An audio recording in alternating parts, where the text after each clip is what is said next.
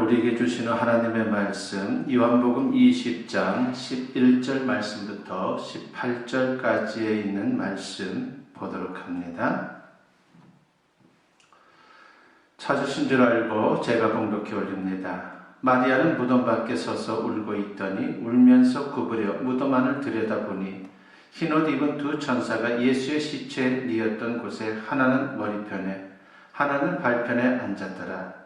천사들이 이르되 여자여 어찌하여 우느냐 이르되 사람들이 내 주님을 옮겨다가 어디 두었는지 내가 알지 못함이니이다. 이 말을 하고 뒤로 돌이켜 예수께서 서 계신 것을 보았으나 예수이신 줄은 알지 못하더라. 예수께서 이르시되 여자여 어찌하여 울며 누구를 찾느냐 하시니 마리아는 그가 동산지기인 줄 알고 이르되 주여 당신이 옮겼거든 어디 두었는지 내게 이르소서. 그리하면 내가 가져가리이다. 예수께서 마리아야 하시거늘 마리아가 돌이켜 히브리 말로 라보니 하니 이는 선생님이라는 말이라.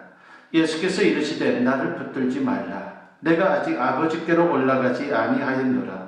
너는 내 형제들에게 가서 이르되 내가 내 아버지 곧 너희 아버지 내 하나님 곧 너희 하나님께로 올라간다 하라 하시니 막달라 마리아가 가서 제자들에게 내가 주를 보았다 하고 또 주께서 자기에게 이렇게 말씀하셨다 이르니라. 아멘. 부활의 기쁨과 그리고 부활의 축복 그리고 부활의 능력이 여러분 각자와 그리고 가정과 여러분들의 삶 속에 충만하기를 축원합니다. 오늘은 부활절을 맞이하여 어떻게 주님을 사랑할까라고 하는 제목으로 같이 은혜를 나누고 그리고 도전을 받고자 합니다. 오늘 본문에는 예수님께서 부활하셨을 때 제일 먼저 그 소식을 알린 이야기가 소개되고 있습니다. 그런데 놀랍게도 그 대상이 막달라 마리아였다는 것입니다. 상식적으로 예수님은 부활의 기쁜 소식을 맨 먼저 어머니 마리아에게 알려야 하지 않겠습니까? 그런데 놀랍게도 예수님께서 부활의 소식을 제일 먼저 알린 사람은 막달라 마리아였습니다. 그러면 왜 막달라 마리아에게 제일 먼저 부활의 소식을 알린 것입니까? 물론 이것은 주님만 아십니다. 그러나 성경을 우리가 자세히 살펴보면요, 해답을 유추할 수 있습니다. 막달라 마리아에 대한 기록은 성경에 모두 13번 나옵니다. 그 내용을 종합해서 그녀의 삶을 재구성하면 이렇습니다. 막달라 마리아는 갈릴리 호수 서쪽 연안에 자리한 막달라라고 하는 마을에 살았습니다. 그런데 그녀에게는 치명적인 문제가 있었습니다. 귀신이 들린 겁니다. 그것도 가장 지독하다고 하는 7 귀신이 들렸습니다. 당시에는 일단 귀신이 들리면 사회로부터 격리가 됩니다. 그러면서 가족으로부터도 버림을 받고 마을에서 쫓겨나고 결국은 방황하는 그러한 신세가 되는 것이죠. 막달라 마리아는 참혹한 삶을 살았을 것입니다. 얼마나 고달팠겠습니까? 아마도 죽고 싶은 생각을 여러 번 했을 것입니다. 그러던 중에 우연히 주님을 만나게 됩니다. 아무도 가까이 해주지 않던 자신, 공격적이고 더럽고 추악한 자신을 주님은 불쌍히 바라봐 주셨습니다. 그리고 따뜻하게 맞아주셨고 놀라운 능력으로 7 귀신을 쫓아내 주셨습니다. 막달라 마리아는 이 사건 이후에 헌신적으로 주님을 따릅니다. 누가복음 8장 1절로부터 3절에 보니까 그 후에 예수께서 각 성과 마을에 두루 다니시며 하나님의 나라를 선포하시며 그 복음을 전하실새 12 제자가 함께 하였고 또한 악귀를 쫓아내신과 병 고침을 받은 어떤 여자들 곧 7 귀신이 나간 자 막달라인이라 하는 마리아와 헤롯의 청지기 구사의 아내 요한나와 수산나와 다른 여러 여자가 함께하여 자기들의 소유로 그들을 섬기더라 했습니다. 이뿐만이 아니라 주님의 고난의 현장을 지키며 주님을 따랐습니다.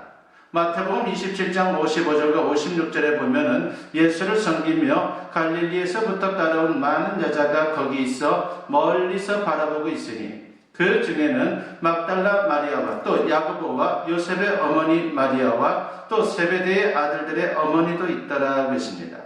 그리고 주님께서 무덤에 장사될 때도 거기에 있었습니다. 마태복음 27장 59절로부터 61절에 보니까 요셉이 시체를 가져다가 깨끗한 세마포로 싸서 바위 속에 판 자기 새 무덤에 넣어두고 큰 돌을 굴려 무덤 문에 놓고 가니 거기 막달라 마리아와 다른 마리아가 무덤을 향하여 앉았더라고 했습니다. 예수님의 제자들이 도망친 그 자리, 심지어 예수님의 가족들마저 떠난 그 자리를 막달라 마리아가 지켰습니다. 또 오늘 본문을 보면 막달라 마리아는 안식 후 첫날 새벽같이 예수님의 무덤을 찾았습니다. 그런데 막달라 마리아는 무덤이 비어있다고 하는 것을 알고서 제자들에게 그 사실을 알리게 되죠. 그래서 베드로와 요한이 막달라 마리아를 따라 무덤으로 달려오게 되었고 무덤 안을 살펴보았지만 무덤은 비어 있었습니다. 빈 무덤을 확인하면서 두 제자는 곧바로 돌아갔습니다. 본문 11절을 보면 이때 막달라 마리아는 혼자서 빈 무덤을 지키며 울고 있었습니다. 이런 성경의 내용을 종합해 볼 때에 한 가지 결론을 우리가 내릴 수 있습니다. 막달라 마리아는 그 누구보다도 주님을 사랑했다는 것입니다. 그래서 부활하신 예수님은 막달라 마리아에게 제일 먼저 당신을 나타내신 것입니다. 본문 16절을 보면 예수님께서 마리아야 라고 그렇게 부릅니다. 그때 막달라 마리아 그 마음이 어떠했겠습니까? 아마도 온몸에 전율이 일면서 가슴이 터지도록 기뻤을 것입니다. 그렇습니다. 예수님은 부활하신 후 제일 먼저 막달라 마리아를 찾았습니다. 막달라 마리아의 사랑 때문입니다. 오늘도 주님은 막달라 마리아처럼 주님을 사랑하는 사람들을 찾아오십니다. 그러면 막달라 마리아처럼 주님을 사랑한다는 것은 무슨 의미입니까? 단지 감정적으로만 사랑하는 것이 아닙니다. 말로만 사랑을 고백하는 것이 아닙니다. 삶 속에서 사랑을 실천하는 것입니다. 막달라 마리아의 사랑의 실천은 몇 가지의 특징이 있습니다. 오늘 그것을 살펴보면서 여러분과 같이 은혜를 나누고자 합니다. 첫째는 은혜를 갚으며 살았다라고 하는 것입니다.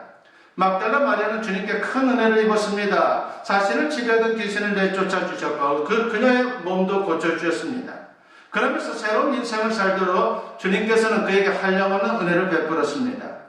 막달라 마리아는 이 은혜를 잊을 수가 없었습니다. 그래서 은혜를 갚기 위해 최선을 다하며 살았다라고 하는 것입니다. 바로 이 모습이 사랑을 실천하며 사는 것입니다. 부활하신 주님께서 이 모습을 기이 여겨서 제일 먼저 막달라 마리아를 찾은 것입니다.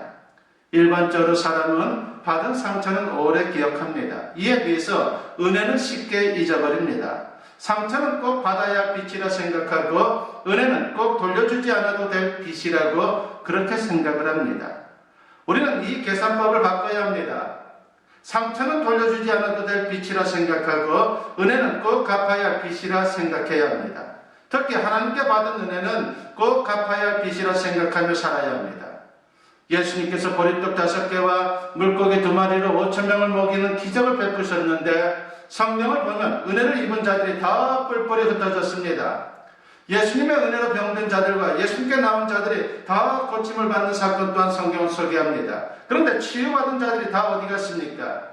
아마도 예수님께서 빌라도 법정에서 재판을 받을 때에 예수님을 향해 손가락질하면서 죽여라, 십자가에 못 박으라고 한 사람들 중에 그들이 있었을 것입니다. 이것은 선을 악으로 갚는 것입니다. 예수님께서 한 번은 10명의 나은 자들을 고쳐주었습니다. 그런데 9사람은 다 떠나고 한 사람만이 예수님께 와서 감사를 했습니다. 세상에는 은혜를 알지 못하고 배은망덕한 사람들이 있습니다.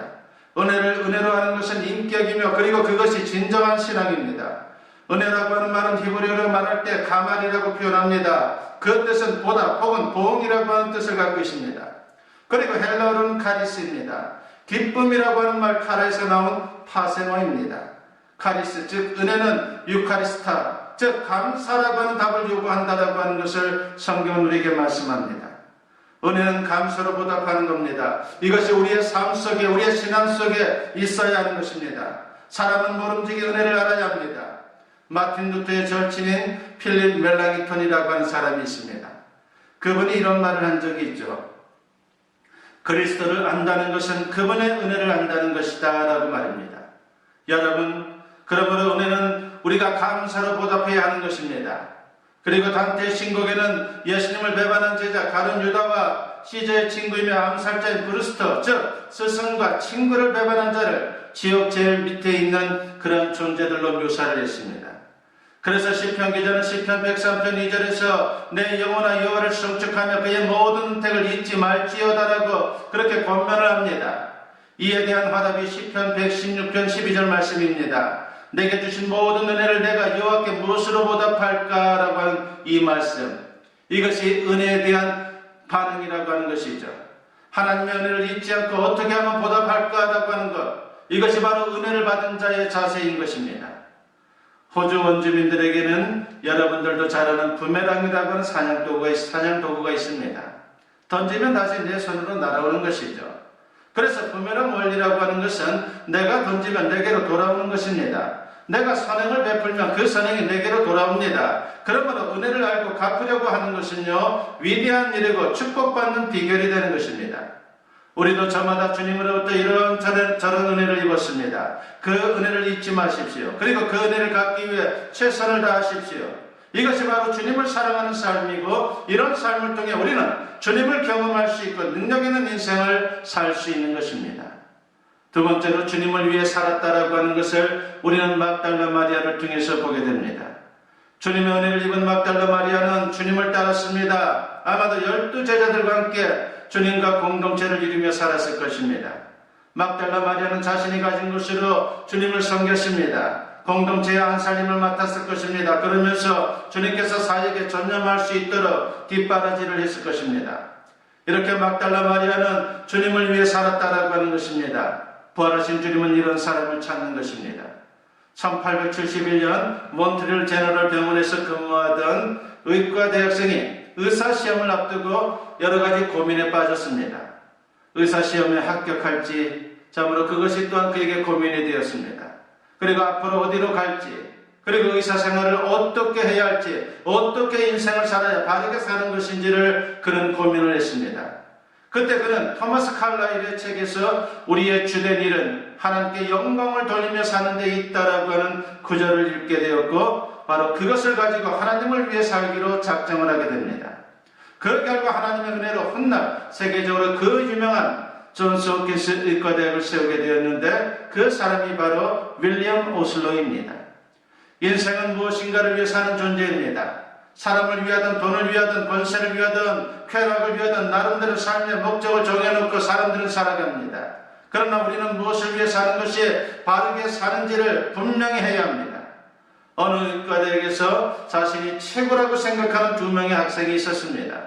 하루는 둘이 병원 복도를 걷고 있는데 어떤 남자가 매우 고통스러운 표정으로 허리를 숙이고 엉거주춤한 자세로 걸어오고 있는 것입니다. 한 학생이 말합니다. 저것은 분명 루마티스 관절염이야. 그러자 다른 학생이 머리를 저으면서 말합니다. 천만에 저건 디스크가 틀림없어. 둘은 서로 자기가 옳다라고 그렇게 옥신각신했습니다. 그때 그 남자가 가까이 다가오더니 아주 힘겹게 묻습니다. 저 화장실이 어디죠? 사람의 경험이나 지식은 한계가 있습니다. 사람의 판단 역시 한계가 있습니다. 그러므로 우리는 겸손히 하나님을 의지해야 합니다.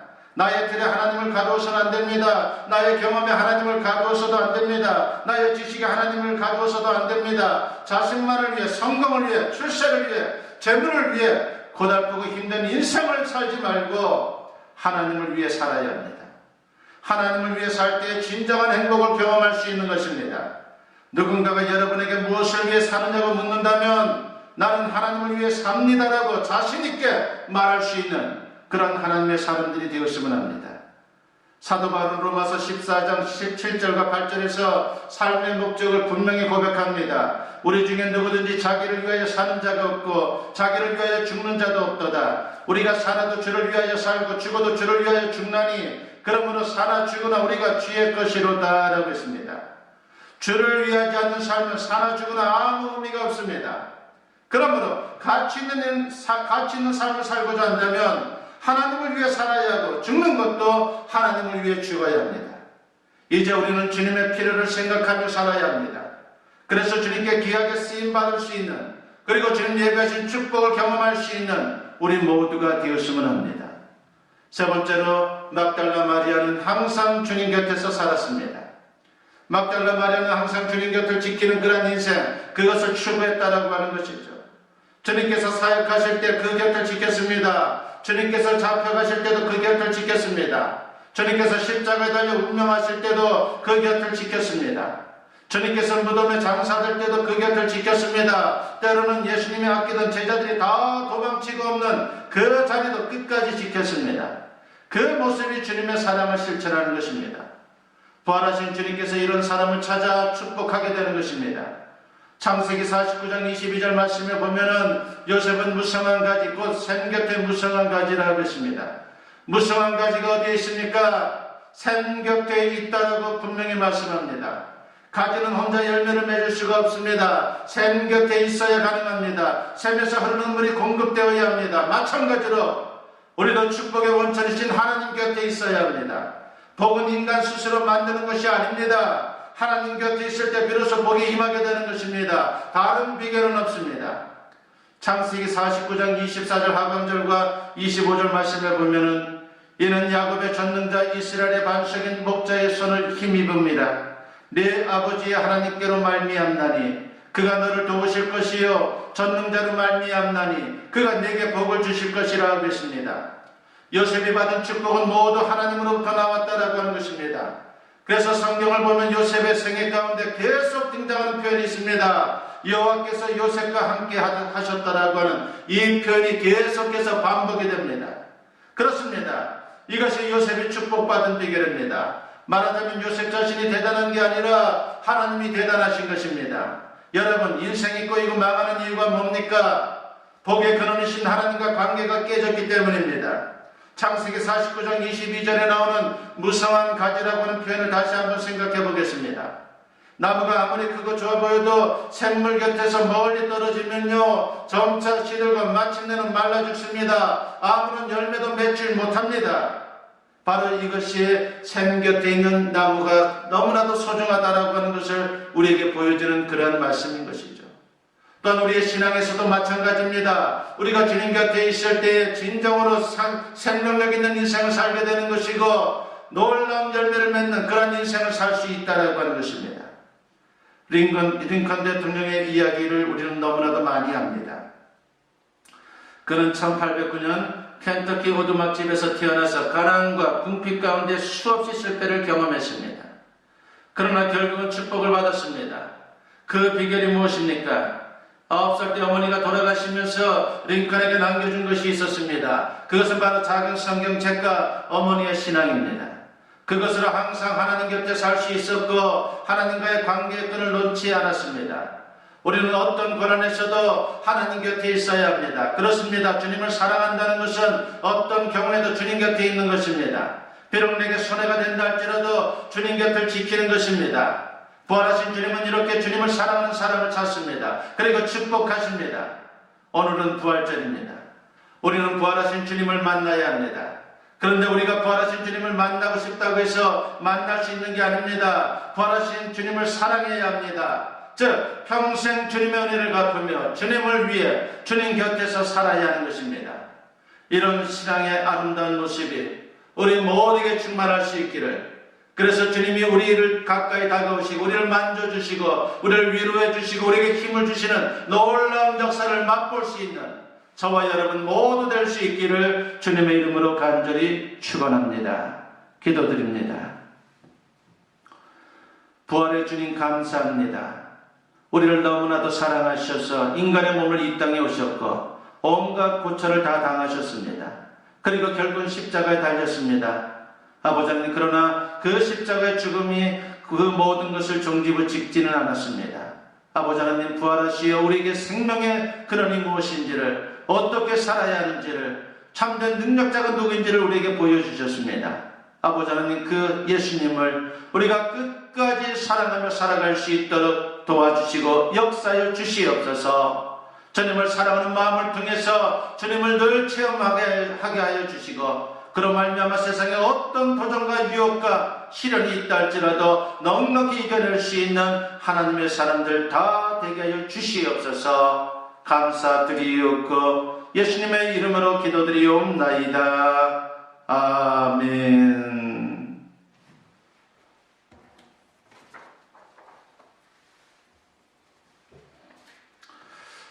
이 시간 강구 말씀드립니다. 여러분을 축복합니다. 부활의 기쁨과 그리고 부활의 능력이 여러분 삶 속에 늘 충만할 수 있기를 간절히 축원합니다. 금주 14일 화요일부터 그동안 쉬었던 새벽 기도를 재개하겠습니다. 기도는 우리에게 힘입니다. 기도는 우리에게 소망입니다.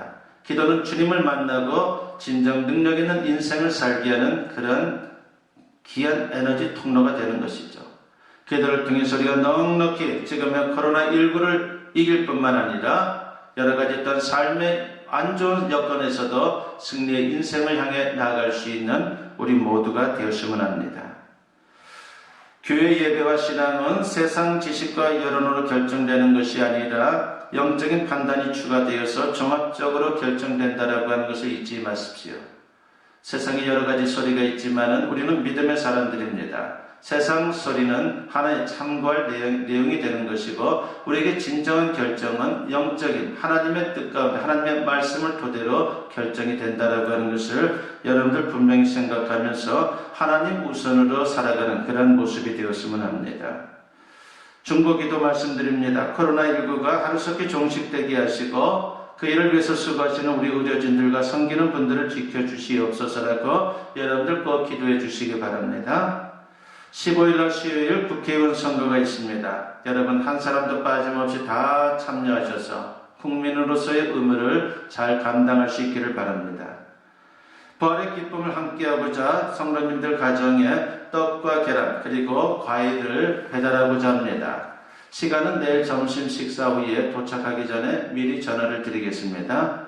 여러분들도 한번 만나 뵙고 그리고 귀한 부활의 어떤 축복이 담겨있는 선물도 드리면서 참으로 의미있는 시간, 오랜 시간은 되지 않겠지만 잠시라도 여러분과 그런 만남을 갖기를 원합니다.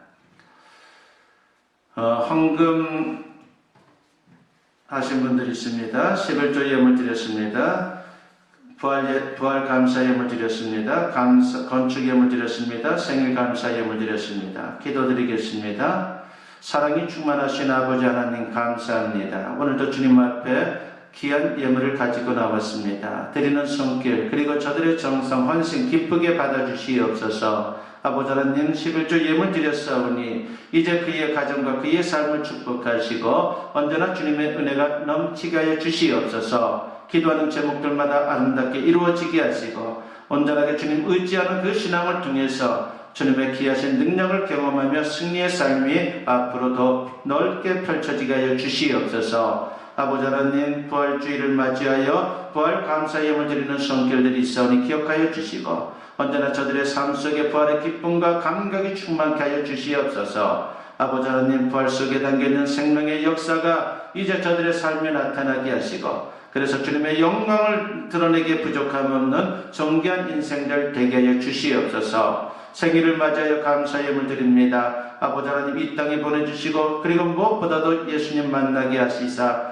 구원의 기쁨과 감격 가운데 살아가게 하시니 감사합니다. 언제나 영육간의 강건함의 은혜를 더하사 주신 사명 잘 감당케 하시고 아버지 하나님 안에서 기도하는 제목들마다 아름답게 이루어지게 하여 주시옵소서. 건축 예물 드리는 손길이 있사오니 기억하여 주시고 이제 주님의 교회 건축을 위해서 정성을 다하여 드립니다. 아버지 하나님 이제 교회 건축에 이 예물이 쓰여질 때에 주님의 거룩하신 뜻이 교회를 통해서 나타나게 하시고 드리는 손길과 가정에는 한량없는 주님의 축복이 넘치게 하여 주시옵소서. 감사드리옵고 예수님의 이름으로 기도드리옵나이다. 아멘. 축복 기도드립니다. 이제는 우리 주 예수 그리스도의 은혜와 아버지 하나님의 무궁하신 사랑하심과 성령의 감화감동 역사 충만하심이 오늘 주님께 부활주의를 맞이하여 예배로 영광 돌리며 선포된 말씀과 같이 주님을 뜨겁게 사랑하기를 다짐하고 결단하며 세상을 향하는 주님의 사랑하는 자녀들 위해 지금으로부터 영원토록 함께 하시기를 간절히 축원하옵나이다. 아멘.